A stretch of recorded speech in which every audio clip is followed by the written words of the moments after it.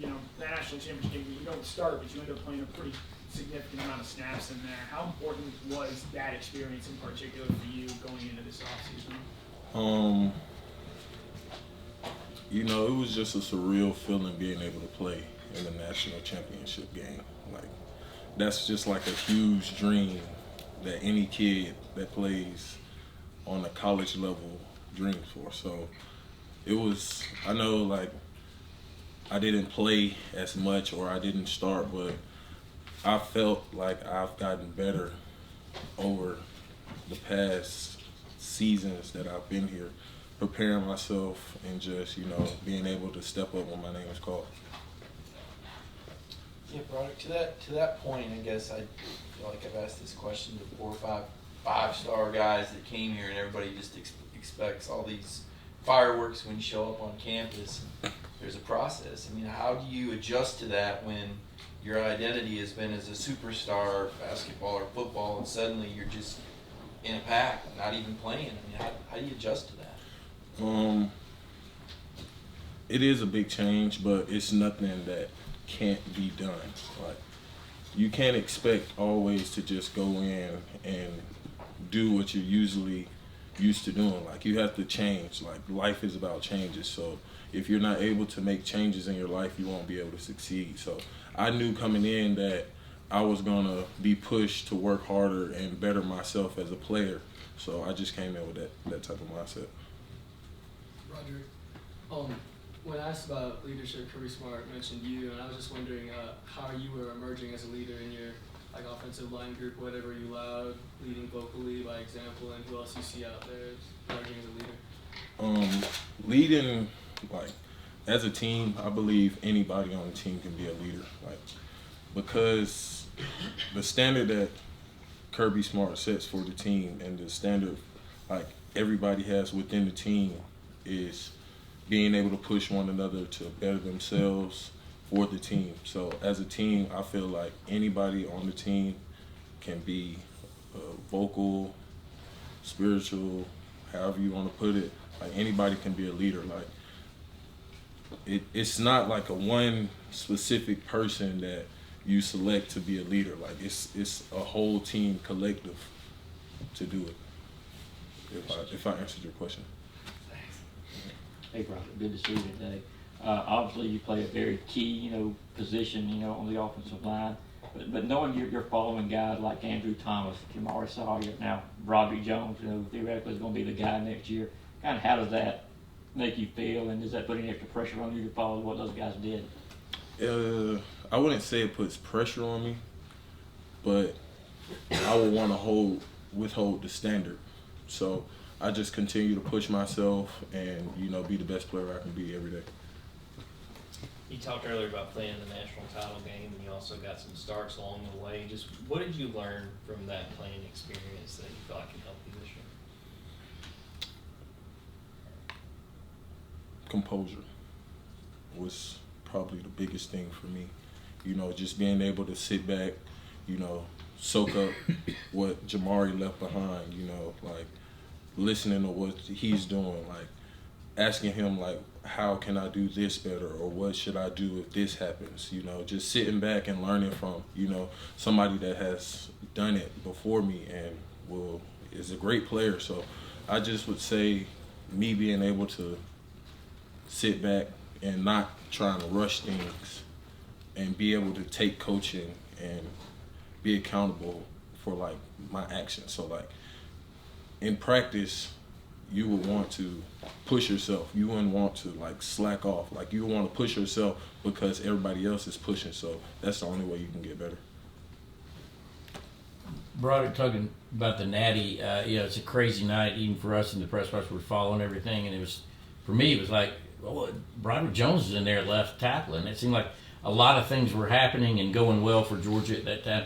Can you kind of retell the story of that scenario where you ended up getting told, hey, we need you to go in there, and why, and what your sort of task was?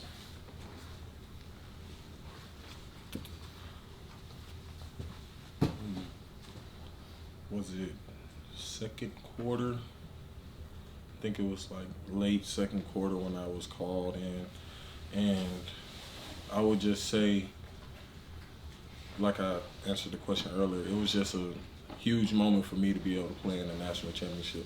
You know, I was a little nervous, but who wouldn't be? It's a huge game. It's like, it's spotlight's on. Like, it's nothing else. Like, it's the last game, all the marbles on the line. You know, you have to do what you have to do. So when my name was called, I was excited. But, you know, once everybody, you know, Jamari, you got people like Jamari, Shafe, Stetson, you know, Coach Monk, Coach Kirby, you know, they talking, you know, you listening, but it's like, you got to get in there and do it. So at the end of the day, you know, I wouldn't say I was nervous, but not to the extent where I couldn't perform at my best level. So I would just put it in conclusion like that, like, if I answered it. Right, what's it like being around Xavier, Truss, and Devon Willick, a couple guys from the Northeast? You're obviously a Georgia guy, but they got any characteristics different? Yeah, great guys, both of them. Devon's actually my roommate. Yeah, they're both great guys though. You know, they work hard, keep their head down. You know, continue to push, weight room, team runs. You know, through it all, it's just always a grind. So those are good guys. Those are some good guys to be around. Broderick, asking again to reflect back to your freshman. Sorry, we don't get to talk to you when you're a freshman, so these are 2-year-old questions, Yeah. but it's how long we gotta wait to talk to you here. Do you remember when you came in, any of the ends, rush ends, guys you went against, past drills, do you kind of look back and laugh on it now? I mean, were those guys that dynamic, powerful, that even you with the star rating had trouble coming in, blocking them in on those one-on-ones? And what players were pretty dominant early that you recall? All of them. You know, coming in, you know, like you said, a 5-star recruit, you know, big head. I got humbled real fast. Like going against people like Aziz and Jermaine and Nolan Smith. It's just like, but you learn to be able to just sit back and watch the people ahead of you and watch what they're able to do and their success, and just try and recreate that with taking coaching and being able to be coached and taking what the coach is telling you to do and not try and do whatever you want to do on your own. Yeah, Broderick, I got 2 questions. One, what's the grocery bill look like with you and Devon Willick living together? And 2, just the amounts you played last year in national championship games leading up to it, how much has that helped your confidence, you know, at this point this year compared to last year? Okay, first question. We have a $80 million facility, as Coach would say. So, you know, it's not that bad. You know, Bones, we have a new restaurant, great restaurant. We have great nutrition staff, and you know, I love them dearly, and they get their job done. And what was the second question? I'm sorry. Just the amount you played last year. How much has that, you know, helped you gain confidence, you know, compared to at this point last year? Well, me personally, I was never not confident in my game.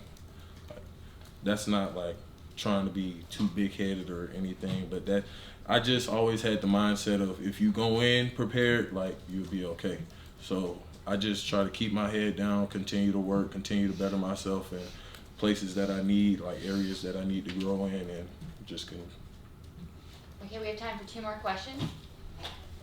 Broderick, from Coach Pittman to Coach Luke to now Coach Searles, anything that has stuck with you from your previous coaches, and how does Coach Searles separate himself from what you've learned from those guys?